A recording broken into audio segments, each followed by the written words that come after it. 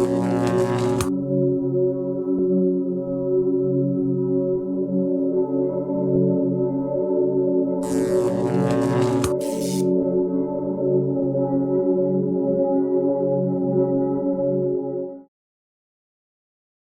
you ever been alone in your house and you had a strange feeling you weren't really alone? Like there was something hiding just out of sight or in your walls?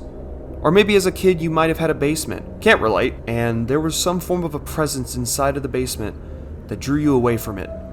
Or maybe when you were asleep at night and you wake up in the dead hours for no reason. All of these very real fears are utilized in one specific episode in a very obscure yet strangely well-known show that aired on Animal Planet called Lost Tapes. Lost Tapes is a cryptozoology found footage horror show that aired on Animal Planet, of all places, from 2008 to 2009. In their second season, they released an episode that is widely considered by fans to hold the title of Scariest Episode. And in today's video, we're stepping into our new house that we acquired thanks to economic downsizing, and that may or may not have a blood-sucking infestation. And in the spirit of Spooky Month, we're going to see why people consider Lost Tapes Vampire episode to be the scariest episode of them all. So let's begin. I will preface by saying this is just a fun discussion video where I go over my personal observations on all of the key elements I saw that make this such an effective and scary episode. This has been a personal project I've wanted to do, so I'm just going to have fun with it. So grab your cameras and ruggles, and without further ado, this is my tape. Lost Tapes. Vampire. Lost Tapes! It's always nice to say that name on this channel, like seeing an old friend again. Lost Tapes was one of Animal Planet's more strange and macabre series that they produced, and it never really fell in line with their broader roster of shows that they produced. This wasn't your average animal documentary or kooky crazy nature man getting stung by things he really shouldn't be getting stung by. No. This series was dark and spooky, and people get absolutely obliterated by things that go bump in the night. In all seriousness, Lost Tapes continues to be one of the dumbest but fun shows I've ever seen. It's like watching something like Ridiculous. I'm really showing my age here. You don't watch either of these shows to learn or have some motive of change within yourself. You watch them simply just to have fun. And as a big fucking nerd of cryptozoology, this was and continues to be one of my favorite shows to be produced. Is this slightly because of nostalgia? Yes, but that's not really a bad thing, because I would say my childhood memories of this show were being terrified of it yet strangely drawn to it as well. It's very odd. Even if some episodes made it impossible to sleep at night for me, I still watch them. And now, as a grown-ass man, this show to me is a big old nacho deluxe with how cheesy it is, and I love it for that. But the vampire episode, even to this day, sometimes gives me the jitters. I remember as a kid watching this and being absolutely chilled to the bone. I've never felt fear like that since. And ever since I made my last video on Lost Tapes, which blew up for some strange reason, thank you, I always wondered what on earth this episode does right where others might falter.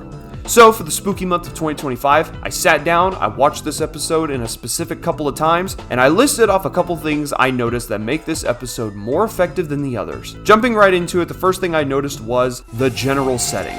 This episode's location is in a very old and very rundown house that Dennis here purchases to fix up. The way this house is laid out, designed, and even down to how it's even lit, even if we see very little of it, it gives off a very creepy vibe. Anytime I see a house that looks similar to this one in Lost Tapes, I just think to myself, yep, there's vampires in there. Even the outside of the house is really strange, like, what the fuck is going on out here? What is all of this shit? The fact that this haunted house has a basement as well adds to it because I feel like a good majority of kids just have a natural fear of basements. A place used for storage or even making it into a hangout spot is turned into a stairway that leads into an abyss of God knows what resides in the darkness. The basement in this house has some very sterile lighting inside of it, which I feel adds to it for some reason.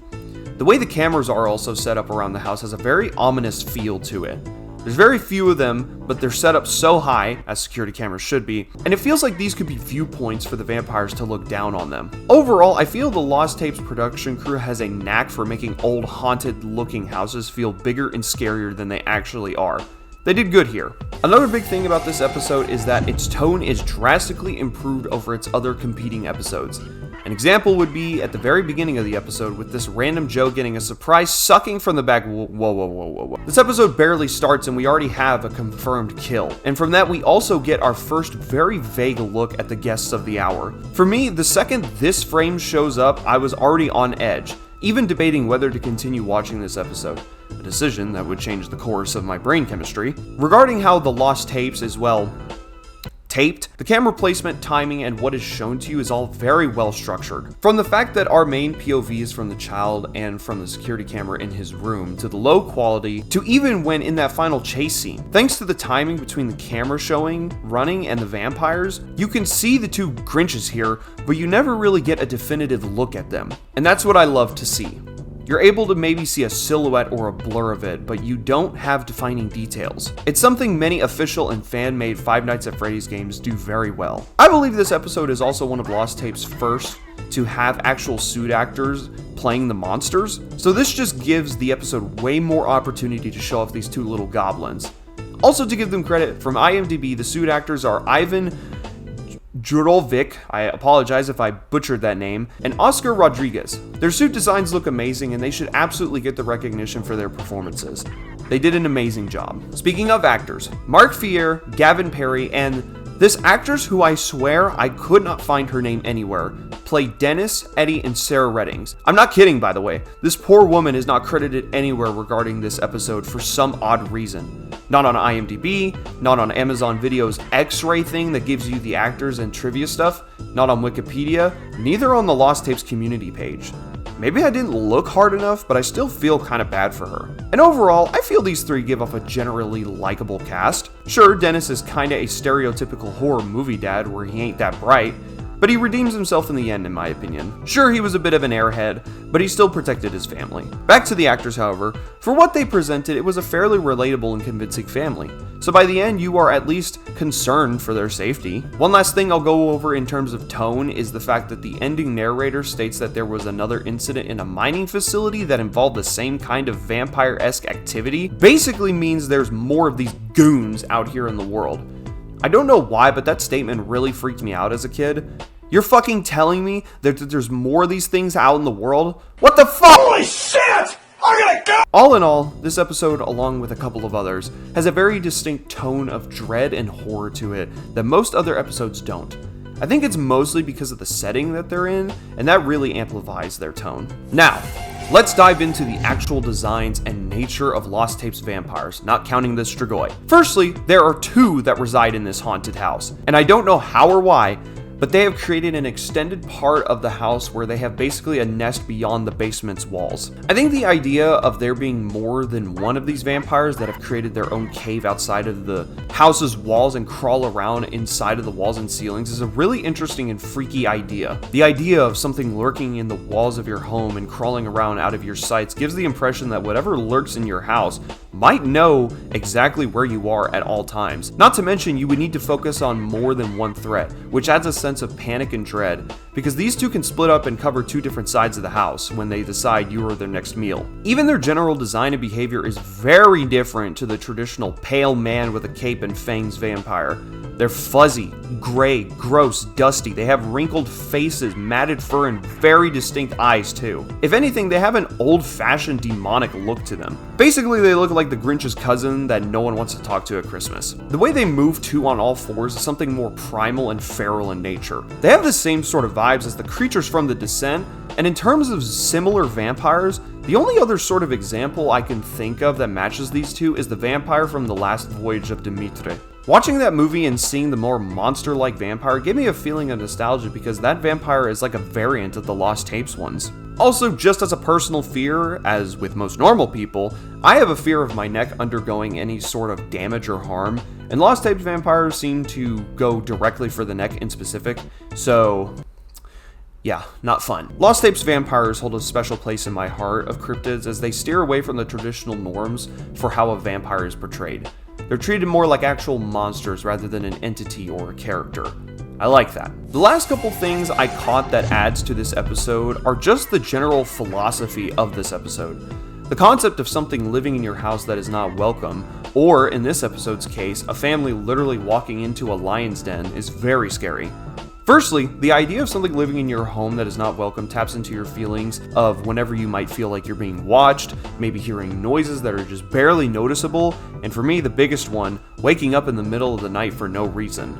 That last one has been directly tied to your brain, forcing you up because it senses something nearby. And if you want to view it the other way, as the Reddings family intruding on the vampire's domain, it definitely has a being somewhere you shouldn't vibe. In the vampire's minds, they are either threats or more food entering their territory.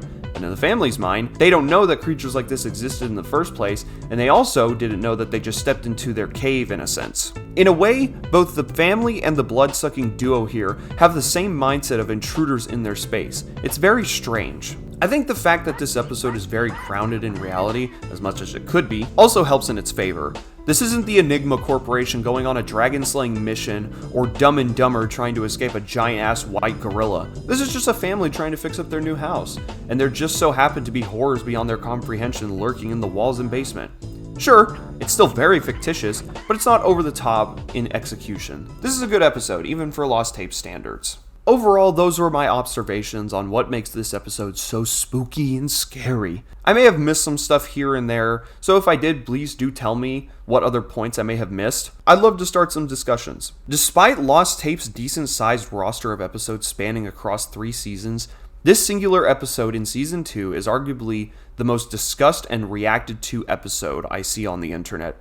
Even referring back to my personal video on Lost Tapes, I saw a lot of people commenting and agreeing on the fact that this episode scared them as a kid and remains one of the scariest out there. A lot of people also talked about either the Jersey Devil episode or the Strigoi Vampire or the Monster of Monterey, but there is a presence to this episode in particular that outdoes the other episodes by a long shot. Lost Tapes decided to fully lock in on that episode, and they produced a piece of media that scared kids like me in the early 2000s.